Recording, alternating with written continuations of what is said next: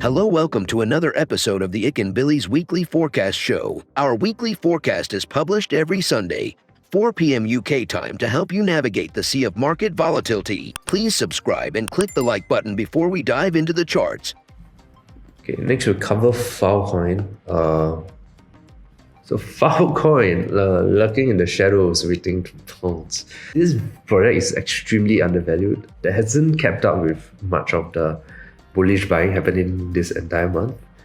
It's extremely strong fundamentals as its partnerships and grants program takes off to fund ideas that will extend the reach of this new world of finance.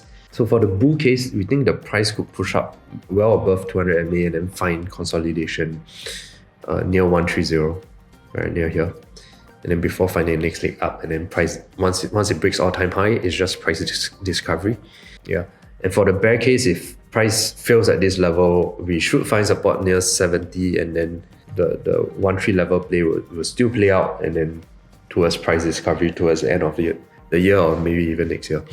We've come to the end of the video. If you think our content is useful to you, please like, share, and subscribe. Our Discord channel is up and running, and it's the best place to stay current with our latest updates. See you there, or until next week.